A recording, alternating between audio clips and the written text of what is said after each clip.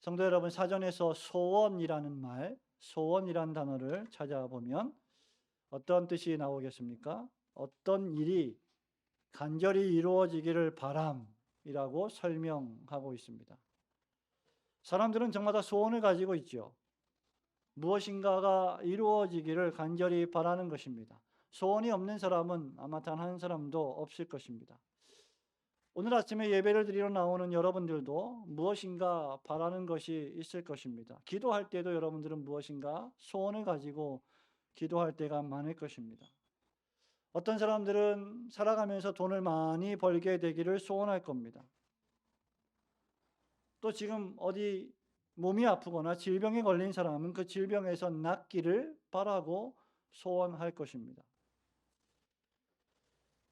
부모들은 또 어떨까요? 자녀들이 건강하고 잘 자라서 성공하고 잘 되기를 바랄 것입니다. 입시를 앞둔 자녀들은 또 좋은 대학에 들어가기를 바라고 또 기도할 것입니다. 청년들은 어떻습니까? 좋은 직장, 대우를 잘해주는 직장에 취업하기를 원할 것이고 또 사랑하는 배우자를 만나서 결혼하기를 원할 것입니다. 한 사람이 여러 소원을 가질 수도 있고 많은 소원을 가질 수도 있을 것입니다. 오늘 우리가 읽은 하나님의 말씀에도 소원이 나옵니다. 바로 다윗의 소원이죠. 그런데 여러분, 다윗은 이 소원을 가리켜서 유일한 소원이다, 단 하나의 소원이다, 이렇게 말하고 있습니다. 여러분, 4절 말씀을 우리 함께 읽어볼까요? 27편 4절입니다. 내가 시작. 내가 여호와께 바라는 한 가지 일 그것을 구하리니 곧 내가 내 평생에 여호와의 집에 살면서 여호와의 아름다움을 바라보며 그의 성전에서 사모하는 그것이라. 아멘. 다윗의 소원은 단 하나였고 그것을 위해서만 기도했습니다. 이것은 다윗의 마음에 단일한 목표를 뜻합니다. 다윗의 마음이 분산되지 않았고 분열되지 않았고 분리되지 않았다는 말입니다. 여러분이 잘 알고 있는 사자성어로 말하자면 일편단심이라고 할 수 있을 것입니다. 온 마음을 집중해서 다윗은 단 하나의 소원만 가지고 있었습니다. 진심에서 우러나오는 변치 않는 마음 말입니다. 다윗은 4절에서 자신이 원하는 유일한 한 가지 소원을 말하면서 본문 말씀을 통하여 왜 그런 소원을 가지고 있는지 두 가지 이유를 밝히고 있습니다. 그리고 13절과 14절 마지막 절에서는 그것을 확신하고 하나님께 찬양의 노래를 부르면서 이 시편 27편을 마치고 있습니다. 오늘 거룩한 주일 이 아침에는 다윗이 간절히 바라는 한 가지 소원이 무엇인지, 그리고 과연 여러분들은 이 다윗의 소원의 말씀을 들으면서 어떤 소원을 가져야 하는지를 살펴보면서 하나님이 예비하신 은혜 받기를 소원합니다. 첫 번째로 다윗이 여호와께 바라는 한 가지 일, 그것은 여호와 하나님의 집에서 여호와 하나님을 바라보고 평생 하나님을 경배하며 사모하는 일이었습니다. 다윗 평생에 하나님의 집에 거하기를 원하는 것, 그리고 그 집에서 하나님의 아름다움을 바라보고 사모하는 일, 그것이 다윗의 평생의 소원이었다는 말입니다. 4절, 5절, 6절 말씀 우리 한번 읽어보도록 하겠습니다. 내가 여호와께 시작. 내가 여호와께 바라는 한 가지 일 그것을 구하리니 곧 내가 내 평생에 여호와의 집에 살면서 여호와의 아름다움을 바라보며 그의 성전에서 사모하는 그것이라. 여호와께서 환난 날에 나를 그의 초막 속에 비밀히 지키시고 그의 장막 은밀한 곳에 나를 숨기시며 높은 바위 위에 두시리로다. 이제 내 머리가 나를 둘러싼 내 원수 위에 들리리니 내가 그의 장막에서 즐거운 제사를 드리겠고 노래하며 여호와를 찬송하리로다. 여러분, 이스라엘 왕인 다윗에게도 여러 필요한 일이 있었고 특별히 지금 쫓겨난, 왕궁에서 쫓겨난, 유리 방황하며 피신하며 목숨을 부지해야 했던 다윗에게도 여러 계획과 꿈들과 소원들이 있었을 것입니다. 다시 왕권을 회복하기 위하여 군대를 재정비하는 일도 필요했을 것입니다. 하지만 다윗은 본문의 말씀에서 오직 단 한 가지만 바랬습니다. 그것이 바로 여호와 하나님의 집에서 평생 거하면서 하나님의 아름다움을 보는 것입니다 라고 고백한 것입니다.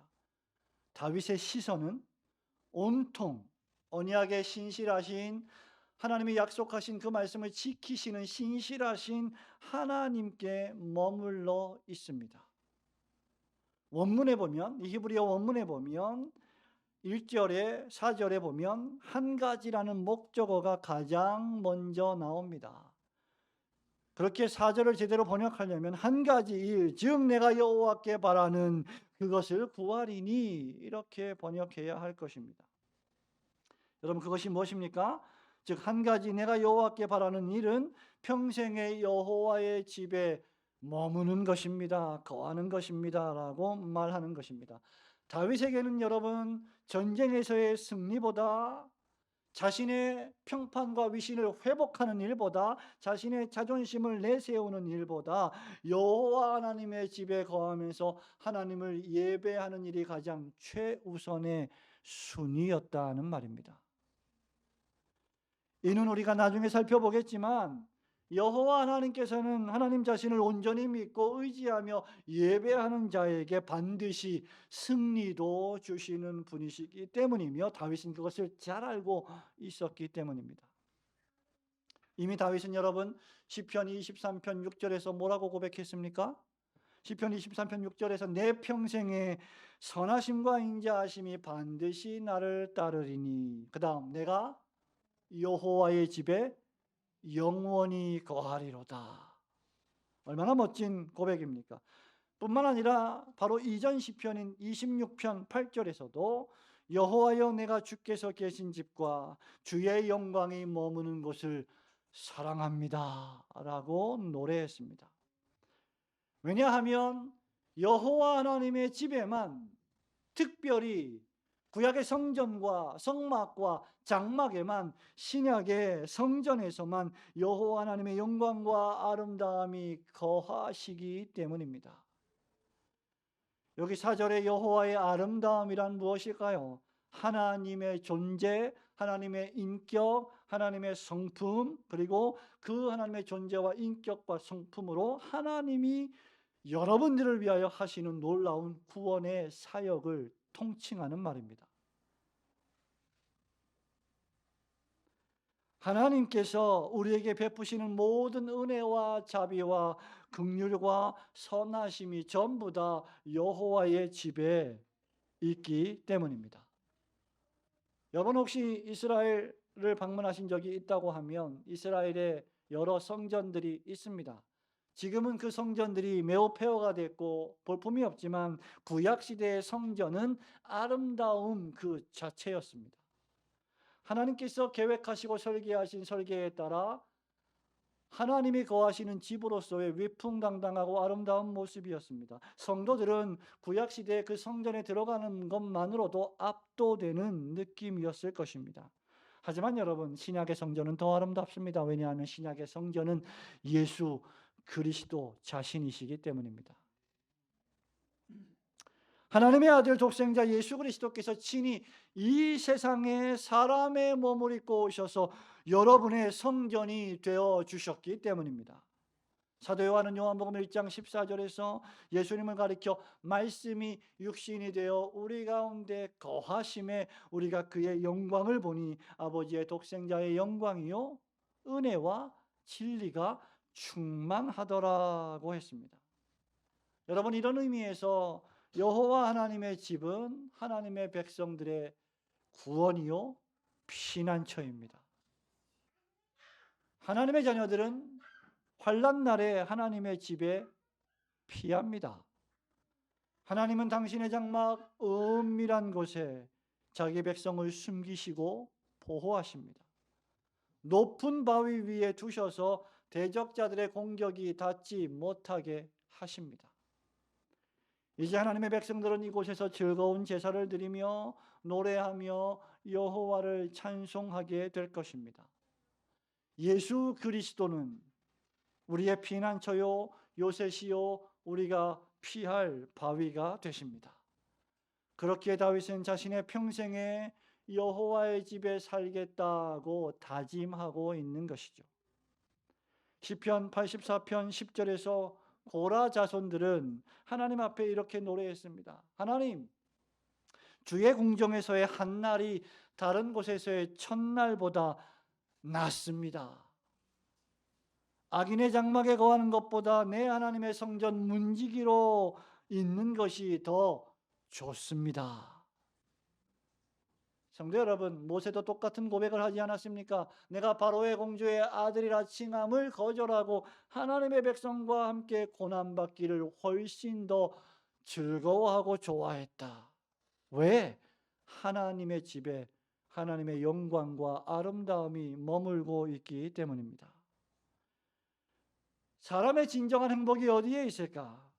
사람의 진정한 행복은 여호와 하나님의 집에서 하나님의 백성들과 함께 하나님의 구원하시는 아름다움을 소망하고 찬양하고 예배하고 기도하는 이 한 가지 일에 있습니다. 다른 모든 일에 세상에서 성공한다 할지라도 이 한 가지 일에 실패한다면 그는 결코 행복하지 못할 것입니다. 다윗의 시선은 바로 이 여호와 하나님의 아름다움에 머물러 있었던 것입니다. 온통 하나님의 아름다움에 다윗의 눈길이 가 있었습니다. 성도 여러분, 여러분이 길을 가다가 아름다운 사람을 보면 눈길을 가지 않습니까? 여러분이 길을 가다가 멋진 사람들을 보면 눈길이 가지 않습니까? 다윗의 눈길은 세상의 아름다움이 아니라 여호와 하나님의 아름다움에 있었습니다. 그것이 바로 모든 성도들의 시선이어야 할 것입니다. 이것이 다윗의 유일한 소원이었습니다. 전쟁을 준비하는 일보다, 여러분이 질병에서 낫는 일보다, 당장 눈앞에 당면한 취업이나 진학이나 성공보다 훨씬 더 중요한 일은 바로 하나님의 집에서 하나님의 백성들과 함께 하나님의 아름다움을 찬양하는 것입니다. 그 어떤 것도 이것보다 훨씬 더 우선하고 중요한 일은 없습니다. 왜냐하면 하나님께서 그것을 인생의 유일한 목적으로 세워주셨기 때문입니다. 여러분 역시 다윗과 함께 여러분 평생의 여호와의 집에 살면서 하나님의 아름다움을 바라보시고 하나님을 참되게 예배하시는 성도들이 되시기를 주님의 이름으로 축원합니다. 그렇다면 여러분, 하나님의 집에 평생 거하는 것이 왜 다윗의 한 가지 소원이었을까? 다윗은 왜 그렇게 하나님의 집에 평생 거하겠다고 다짐했을까? 왜 하나님의 아름다움을 사모한다고 했을까? 그 첫 번째 이유는 여호와 하나님께서만이 빛이요 구원이요 생명의 능력이 되시기 때문입니다. 다른 말로 하면 여호와 하나님께서만이 여러분의 유일한 소망이 되시기 때문입니다. 1절, 2절, 3절 말씀을 함께 큰 소리로 우리 주일학교 친구들 1절, 2절, 3절 부모님과 함께 큰 소리로 읽어봅니다. 여호와는 시작. 여호와는 나의 빛이요 나의 구원이시니 내가 누구를 두려워하리요. 여호와는 내 생명의 능력이시니 내가 누구를 무서워하리요. 악인들이 내 살을 먹으려고 내게로 왔으나 나의 대적들 나의 원수들인 그들은 실족하여 넘어졌도다. 군대가 나를 대적하여 진칠지라도 내 마음이 두렵지 아니하며 전쟁이 일어나 나를 치려 할지라도 나는 여전히 태연하리로다.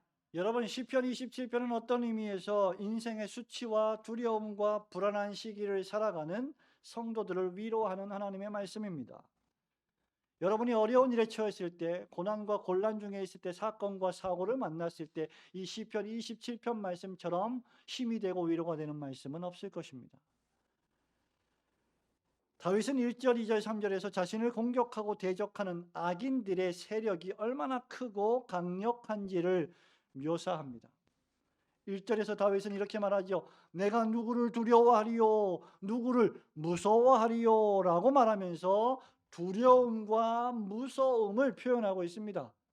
내가 누구를 두려워하리요, 누구를 무서워하리요 라고 할 때 이 말은 지금 두려워하고 무섭지 않지만 이전에는 두려워하고 무서웠었다라는 표현이죠.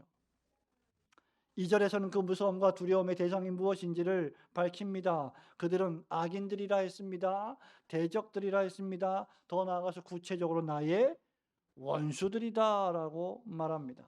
3절에서는 이 악인들, 대적들, 다윗의 원수들이 다윗을 향한 그들의 그 공격이 마치 큰 군대와 같이 자신을 포위했으며 전쟁이 일어나 자신을 치려하는 상황과 같다고 묘사합니다. 마치 북한이 장사정포 수천 대를 앞세우고 포격을 하는 것 같은 그런 상황을 연상할 수 있습니다. 다윗은 위대하고 용맹한 이스라엘의 왕이었지만 다윗의 삶은 어떤 의미에서 두려움과 무서움의 연속이었습니다. 다윗은 사울에게 쫓겨났습니다. 사울이 다윗을 죽이려고 혈안이 되었습니다. 수많은 암살교들을 배치해서 다윗을 죽이려 했습니다. 그뿐입니까? 아들 압살롬의 배신을 당했습니다. 하루하루 간신히 목숨을 부지해야 했습니다.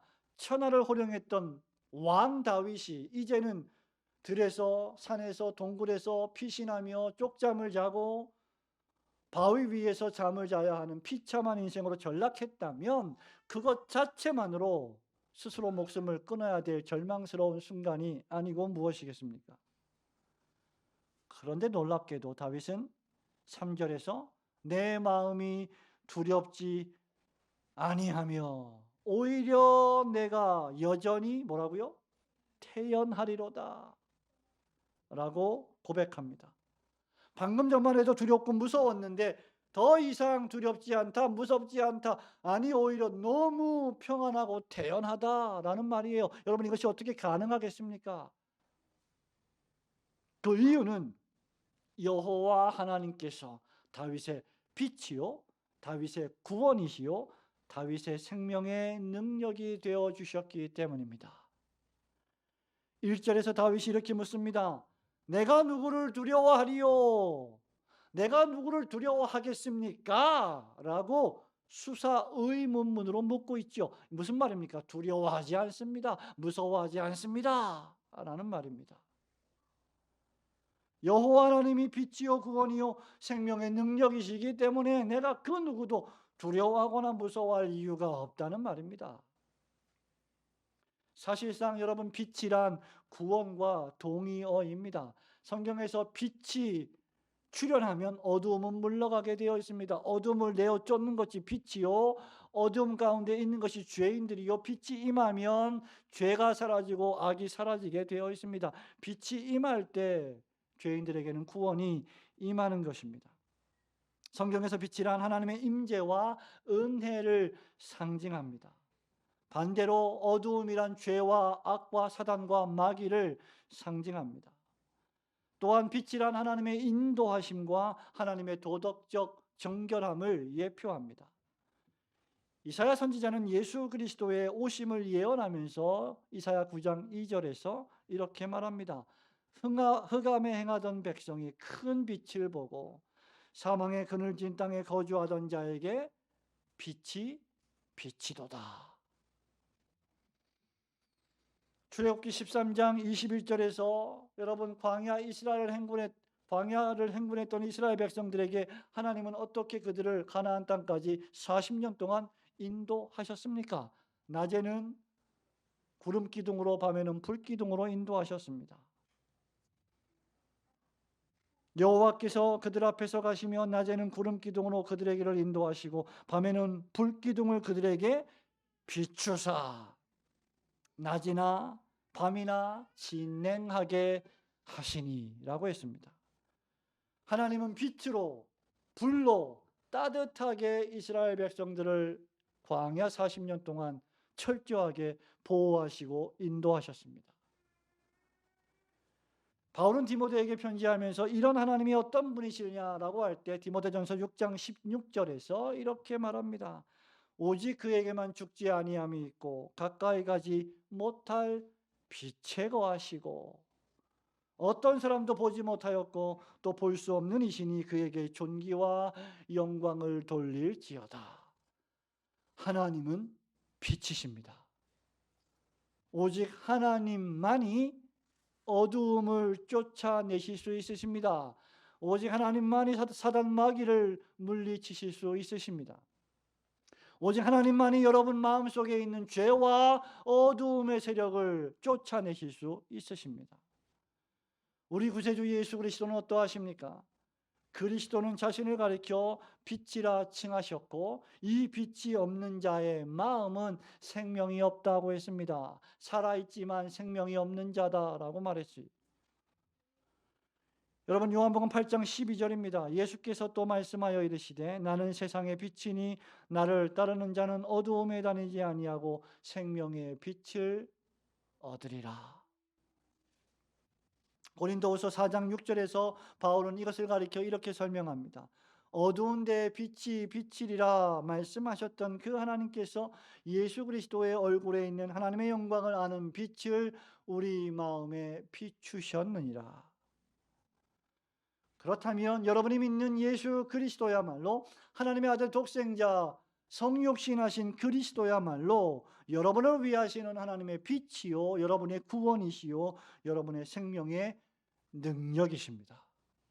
그러므로 이 예수를 믿고 이 예수 그리스도 안에 있으면 여러분은 안전합니다. 그리스도 안에 있으면 두렵지 않고 무섭지 않습니다. 여러분이 두려워하고 무서워하는 것은 그리스도 안에 충만히 거하지 않기 때문입니다. 그리스도 안에 있으면 도리어 태연하고 평화롭습니다. 땅들이 변하고 물결이 일어나 산 위에 넘치는 천재지변이 벌어진다 할지라도 그리스도 안에 참되게 있는 중생한 그것이 바로 다윗이었습니다. 군대가 나를 대적하여 진칠지라도 전쟁에 일어나 수많은 기병과 마병들이 자신을 쫓아온다 할지라도 다윗은 평안했고 평안했고 평안했습니다. 왜? 여호와 하나님이 자신의 빛이요 구원이시요 생명의 능력이 되심을 잘 알았기 때문입니다. 다윗의 마음이 주 예수 그리스도께서 주시는 구원과 영원한 생명으로 크게 만족하고 있었기 때문입니다. 성도 여러분, 여러분은 무엇으로 만족하고 계십니까? 여러분은 무엇으로 여러분 평안을 누리고 계십니까? 여러분은 어떨 때 마음이 평화롭습니까? 세상 사람들은 돈을 의지합니다. 힘을 의지합니다. 자기 지식과 지혜와 머리를 의지합니다. 군대와 숫자를 의지합니다. 자신이 가용할 수 있는 자원과 재산들을 의지합니다. 그러나 참된 신자는 오직 하나님만을 의지하며 하나님만을 붙듭니다. 하나님께서 그 모든 것을 주시기도 하시고 빼앗아 가기도 하시는 분이시기 때문입니다. 여러분 욥의 고백을 아십니까? 주신 자도 여호와시요 취하시는 자도 여호와시오니 여호와의 이름이 영광을 받으실지어다 하고 이 모든 일에 원망하며 범죄치 아니하더라. 그것이 욥의 신앙이었습니다. 사랑하는 성도 여러분, 하나님께서 그 모든 것을 주실 수도 빼앗아 가실 수도 있는 분이시기 때문에 여러분이 하나님을 참되게 믿지 않으면, 참되게 경배하지 않으면 여러분이 가지고 있는 그 모든 것들은 아무 소용이 없는 것들입니다. 목사의 말을 들으십시오. 하나님을 의지하지 않는다면 여러분이 가지고 있는 모든 것들은 하나도 의미가 없습니다. 이것을 아는 것이 신앙이요 이것을 믿는 것이 믿음입니다. 그리고 이것을 모르고 자기 멋대로 살아가는 것이 불신앙이요 죄요 악입니다. 하나님은 이런 자를 죄 없다 하시지 아니하실 것입니다. 그러므로 오직 우리의 유일한 빛이요 구원이요 생명이신 주 예수 그리스도를 굳게 믿으시고 매사에 그분을 의지하시며 그 안에서 만족과 평강을 누리시기를 주님의 이름으로 축원합니다. 마지막으로 다윗이 자신의 평생에 오직 여호와의 집에 살겠다고 다짐하는 두 번째 이유는 여호와 하나님께서 환난 중에 하나님의 얼굴을 구하라고 명령하셨고 권면해 주셨기 때문입니다. 7절, 8절, 9절, 10절 말씀 한 번 더 읽어봅니다.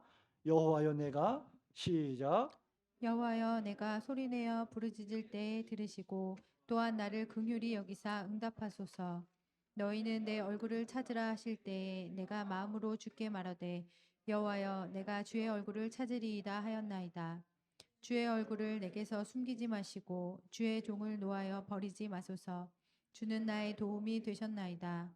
나의 구원의 하나님이시여 나를 버리지 마시고 떠나지 마소서. 내 부모는 나를 버렸으나 여호와는 여호와는 나를 나를 영접하시리이다. 영접하시리이다. 아멘. 이제 다윗은 7절에서 그 기도의 내용은 악인들의 극심한 대적 가운데서도 하나님 자신을 버리지 마시고 하나님의 얼굴을 비추어 달라는 기도입니다. 그런데 이 기도는 실상 다윗이 먼저 했던 기도가 아니라 하나님께서 다윗에게 원하시는 기도였습니다. 하나님께서 다윗을 초청하시는 기도였습니다. 하나님은 8절에서 너희는 내 얼굴을 구하라 라고 권면하셨습니다. 하나님은 8절에서 너희는 내 얼굴을 구하라 명령하셨는데 다윗은 정확히 하나님의 초청에 따라 응답하며 기도합니다. 여호와여 내가 주의 얼굴을 찾으리이다. 영어로 seek my face, 내 얼굴을 추구하라, 찾으라, 발견하라 그 말입니다. 쫓아다니면서 내 얼굴을 보라 이 말입니다. 주의 얼굴을 구하고 찾는다는 말은 하나님의 은총을 받기 위하여 하나님의 임재하심에 들어갈 허락을 받는다는 것을 뜻합니다. 마치 한 나라의 신하들이 왕을 아련하기 위하여 먼저 왕의 허락을 받는 것과 같습니다. 함부로 왕을 만날 수 없지요. 함부로 왕을 찾아갈 수 없습니다. 함부로 왕을 만나는 것은 죽는 일입니다. 그러므로 허락을 구해야만 합니다. 그런데 놀랍게도 여호와 하나님께서 친히 자신의 얼굴을 보여주시겠다고 우리를 초청하고 계십니다. 너희는 나의 얼굴을 구하라. 여러분 그 어떤 왕이 이런 초청을 한다는 말입니까? 그것도 허물과 죄로 죽어버린 죄인들을 향해서 말입니다. 그것도 당신이 창조하신 피조물들을 향해서 말입니다. 하나님의 얼굴은 하나님의 임재요 보호와 사랑을 의미합니다. 즉 환난 가운데 여호와의 얼굴을 구한다는 것은 그 환난에서 보호하시고 도우시는 하나님의 은혜와 은총을 간구한다는 것을 의미합니다. 9절 말씀을 보십시오. 다윗은 4개의 부정어를 사용하여 하나님께서 자신에게 초청한 그 초청의 기도를 충실하게 합니다. 그것이 무엇입니까 여러분? 간절하고도 끈질기게 기도하는데 하나님 당신의 얼굴을 내게서 숨기지 마시고 버리지 마시고 떠나지 마소서. 여러분들에게 가장 비참한 것이 무엇인지 아십니까? 여러분이 사랑하는 사람이 얼굴을 감추는 것입니다. 얼굴을 보이지 않는 것입니다. 다윗에게 가장 사랑하는 분은 여호와 하나님이셨습니다. 세상의 그 어떤 것보다 하나님을 사랑하는 것을 압도하는 것은 없습니다. 그러므로 하나님에게 하나님 당신의 얼굴을 내게서 숨기지 마시고 버리지 마시고 떠나지 마소서라고 간절히 기도하는 것입니다. 강한 부정은 강한 긍정이지요. 당신의 얼굴을 보고 싶습니다. 다윗은 10절에서 부모가 자신을 버린다 할지라도 하나님께서는 영접하실 것이다 라고 고백했습니다. 사랑하는 우리 자녀 여러분, 주일학교 친구 여러분, 중고등부 친구 여러분, 청년들은 다 컸으니까 뭐 말하지 않더라도 만약에 말입니다. 만약에 여러분의 사랑하는 엄마 아빠가 여러분을 어디 멀리 차를 타고 가서 갖다 버리고 온다면 상상하기도 싫은 일이지만 만일 그렇다면 여러분 마음이 어떻겠습니까? 비참하기 짝이 없을 것입니다. 막막할 것입니다. 고통스러울 것입니다. 죽기보다 싫겠지요. 근데 다윗이 부모가 자신을 버린다 할지라도 하나님은 영접하신다. 이렇게 말했습니다. 여러분 부모님들의 자연적인 본성이 뭔지 알아요? 신지유군. 부모님의 자연적인 본성, 어려운 말이죠.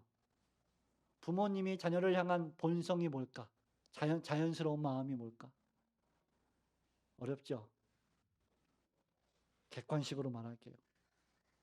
지유를 사랑한다, 미워한다. 1번, 2번. 뭐예요? 1번이요. 그게 본성이에요. 그게 부모님의 본성이에요.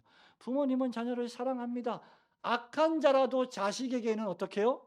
좋은 것으로 줄 줄 아는 자가 부모입니다. 도둑이라도 자기 자녀에게는 좋은 걸 주려고 합니다. 우리가 우리의 자녀들에게는 모든 좋은 것을 다 주려고 하지 않습니까? 갑자기 생각나는 노래가 있는데, 어머니는 짜장면이 싫다고 하셨어. 짜장면이 왜 싫어요? 귀한 시대에. 얼마나 먹고 싶어요. 아이들 먹이려고 싫다 그런 거죠. 그렇게 자녀들을 사랑합니다. 필요하다면 목숨까지도 줄 수가 있지 않습니까? 그런데 그런 부모가 자녀를 버린다면 그건 뭐예요? 완전한 유기를 뜻합니다. 하나님 아버지의 사랑하심은 그러나 이 세상의 그 어떤 부모의 돌봄보다 탁월하고 완전하십니다. 세상 부모는 부족하고 연약하고 능력이 적지만 하나님 아버지께서는 우리의 모든 것을 책임지시는 분이십니다. 다윗은 시편 103편 13절 14절에서 이렇게 말했습니다. 아버지가 자식을 긍휼히 여김같이 여호와께서는 자기를 경외하는 자를 긍휼히 여기시나니 이는 그가 우리의 체질을 아시며 우리가 단지 먼지뿐임을 기억하심이로다. 마치 아버지가 자식을 사랑하듯이 불쌍히 여기듯이 하나님은 우리를 그렇게 불쌍히 여기시고 사랑하신다는 겁니다. 부모가 아이를 버렸다면 과연 누가 그 아이를 돌보겠습니까? 그런 자녀들은 누구를 의지하겠습니까? 그러나 하나님께서 영접하십니다.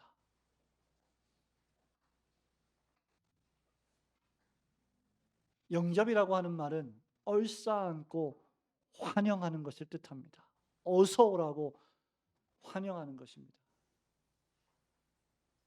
탕자에 비유해서 둘째 아들이 다 가진 재산을 허랑방탕 낭비하고 돌아왔을 때 아버지가 버선발로 뛰어나가서 아들을 얼싸안고 맞이하는 것과 같은 것이 영접입니다. 하나님께서 그를 환영하시고 도우시고 이렇게 다윗과 함께 하신다면 다윗이 과연 도대체 무엇을 두려워하겠습니까? 천지 만물을 창조하신 하나님께서 자신의 아버지이신데 말입니다. 이제 다윗은 하나님께서 주의 도를 가르치시고 자신을 평탄한 길로 인도해 달라고 기도합니다. 자신의 생명을 대적에게 맡기지 마시기를 12절 13절에서 간구합니다. 이유는 여호와께서 부모처럼 자신을 입양하시고 자녀 삼아 주셨고 영접해 주셨기 때문입니다. 이제 하나님이 친히 보호자 되셔서 5절 말씀처럼 다윗을 환난 날의 그 초막 속에 비밀히 지키시고 장막 은밀한 곳에 숨기시며 높은 바위 위에 두실 것입니다. 이제 다윗은 하나님의 선하심을 확실히 알게 될 것이며 확신하고 있습니다. 다윗은 죽은 자의 땅에 묻히지 않고 산 자의 땅에서 하나님의 도우심과 보호하심을 보게 될 것이라 확신하는 것입니다. 즉 다윗은 하나님의 사랑하심으로 죽지 않고 보존될 것이며 여호와 하나님이 주시는 왕권을 회복할 것이라는 강한 확신입니다. 그렇게 다윗은 과거에도 그랬지만 지금도 강하고 담대하게 여호와 하나님을 기다리겠습니다라고 격려하며 기도합니다. 그러므로 성도 여러분, 환난 날에도 여러분을 도우시고 세상 모든 사람들이 다 여러분을 버려도 여러분을 버리지 아니하시고 기쁘게 영접하실 하나님의 사랑의 얼굴을 늘 구하시는 성도들이 되시기를 주님의 이름으로 축원합니다. 사랑하는 우리 성도 여러분, 말씀을 맺습니다. 다윗은 고난 중에도 확신 가운데 기도하고 있습니다. 마찬가지로 여러분, 우리 구세주 예수 그리스도께서도 아버지 하나님을 의지하며 기도하셨습니다. 다윗이 이렇게 기도했고 예수님이 이렇게 기도하셨다면 여러분들은 얼마나 더 그 아버지께 기도해야 하겠습니까? 다윗에게 그랬던 것처럼 수많은 악인과 대적들이 예수님을 향해 달려들었습니다. 사단, 마귀, 어둠의 공중 권세 잡은 대마왕이 예수님을 유혹했습니다. 죽이려 했습니다. 그럼에도 예수님은 두려워하지 않으셨습니다. 무서워하지 않으셨고 온전히 하나님 아버지께 기도하셨습니다. 힘들고 고통스러웠지만 내 뜻대로 마옵시고 아버지의 뜻대로 되기를 원하나이다라고 눈물을 흘리며 땀방울이 핏방울이 되도록 기도하셨습니다. 이런 의미에서 다윗은 예수 그리스도의 예표입니다. 그러므로 이 시편은 다윗의 시편이자 곧 예수 그리스도 구세주의 시편입니다. 예수님은 겟세마네 동산에서 하나님의 얼굴을 구하며 기도하셨지요. 히브리서 5장 7절에 따르면 다윗처럼 예수님도 이렇게 기도하셨습니다. 그는 육체에 계실 때에 자기를 죽음에서 능히 구원하실 이에게 심한 통곡과 눈물로 간구와 소원을 올렸고 그의 경건하심으로 말미암아 들으심을 얻었느니라. 응답되셨다 그 말입니다. 사도행전 2장 23절 24절에서 베드로가 설교하면서 이렇게 말했습니다. 그가 하나님께서 정하신 뜻과 미리 하신 대로 내준 바 되었거늘 너희가 법 없는 자들의 손을 빌려 못 박아 죽였으나 하나님께서 그를 사망의 고통에서 풀어 살리셨으니 이는 그가 사망에 매여 있을 수 없었습니다. 예수님은 실로 못 박혀 돌아가셨지만 다시 부활하심으로 산자들의 땅에서 여호와의 선하심과 그 능력을 맛보셨습니다. 그러므로 다윗의 시편이자 예수 그리스도의 시편인 이 시편 28편은 고스란히 여러분들의 시편이 될 수 있습니다. 우리 역시 다윗과 주 예수 그리스도를 본받아 이렇게 기도할 수 있는 것입니다. 다윗과 마찬가지로 우리 역시 이리저리 흔들리는 세상의 풍파 속에 살아갑니다. 우리의 삶에는 좋은 순간도 있고 나쁜 순간도 있습니다. 기쁜 순간도 있고 슬픈 순간도 있습니다. 우리의 삶의 여론은 좋았다가 나빴다가 예측하기 어려운 삶의 현장 속에서 살아가는 우리의 삶 속에서 우리는 확신을 가지고 여호와 하나님께 바라는 한 가지 일을 기도해야 할 것입니다. 바로 여호와의 집에 내 평생 영원히 거하면서 여호와 하나님의 구원하시는 아름다움을 바라보며 사모해야 할 것입니다. 우리 올고든 교회 처음 새가족으로 오셔서 새가족 등록 교육을 받고 신앙생활 하시는 분들은 종종 제가 여러분들에게 하는 말씀을 들었을 것입니다. 특별한 일이 없다면 해외로 이민을 가지 않는다면 올고든 교회에서 죽을 때까지 신앙생활 하면 좋겠다. 별로 웃지 않으시는군요. 예. 여호와 하나님의 집에 평생 거하는 것이 성도의 기쁨입니다. 자꾸 어디를 갑니까? 자꾸 어디를 돌아봅니까? 하나님의 말씀이 헤아릴 새 것이 없다 했는데 뭐 그렇게 자기 구미에 맞는 교회를 찾아다닙니까?